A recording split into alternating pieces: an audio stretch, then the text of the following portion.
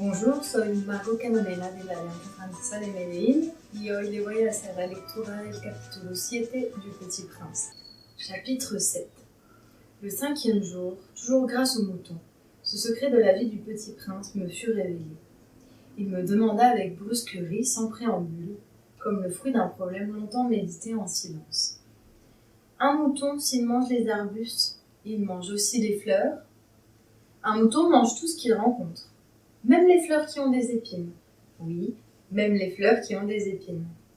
Alors les épines, à quoi servent-elles? Je ne le savais pas. J'étais alors très occupée à essayer de dévisser un boulon trop serré de mon moteur. J'étais très soucieux, car ma panne commençait de me paraître très grave, et l'eau à boire, qui s'épuisait, me faisait craindre le pire. Les épines, à quoi servent-elles? Le Petit Prince ne renonçait jamais à une question une fois qu'il l'avait posée. J'ai été irritée par mon boulot, et je répondis n'importe quoi. Les épines, ça ne sert à rien. C'est de la pure méchanceté de la part des fleurs. Oh! Mais après un silence, il me lança, avec une sorte de rancune. Je ne te crois pas, les fleurs sont faibles, elles sont naïves, elles se rassurent comme elles peuvent, elles se croient terribles avec leurs épines. Je ne répondis rien. À cet instant-là, je me disais, si ce boulon résiste encore, je le ferai sauter avec un coup de marteau. Le Petit Prince dérangea de nouveau mes réflexions. Et tu crois, toi, que les fleurs... Mais non, je ne crois rien. J'ai répondu n'importe quoi. Je m'occupe, moi, de choses sérieuses.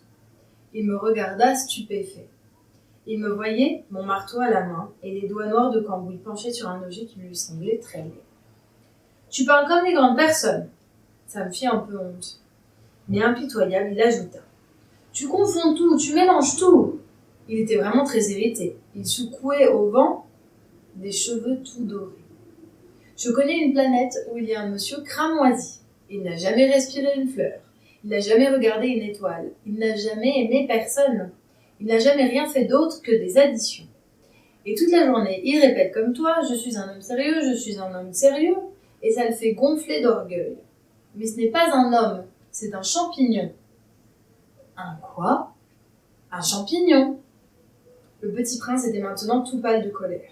Il y a des millions d'années que les fleurs fabriquent des épines, et il y a des millions d'années que les moutons mangent quand même les fleurs. N'est-ce pas sérieux de chercher à comprendre pourquoi elles se donnent tant de mal pour se fabriquer des épines qui ne servent jamais à rien? Ce n'est pas important, la guerre des moutons et des fleurs. Ce n'est pas plus sérieux et plus important que des additions d'un gros monsieur tout rouge? Et si je connais, moi, une fleur unique au monde, qui n'existe nulle part, sauf dans ma planète, et qu'un petit mouton peut anéantir d'un seul coup, comme ça un matin, sans se rendre compte de ce qu'il fait, ce n'est pas important, ça? Il rougit puis reprit. Si quelqu'un aime une fleur, qui n'existe qu'un exemplaire dans les millions d'étoiles, ça suffit pour qu'il soit heureux quand il les regarde. Il se dit, ma fleur est là quelque part. Mais si le mouton mange la fleur, c'est pour lui comme si brusquement, toutes les étoiles s'éteignaient, et ce n'est pas important, ça. Il ne put rien dire de plus. Il éclata brusquement en sanglots. La nuit était tombée. J'avais lâché mes outils, je me moquais bien de mon marteau, de mon boulon, de la soif et de la mort. Il y avait sur une étoile, une planète, la mienne, la Terre, un petit prince à consoler.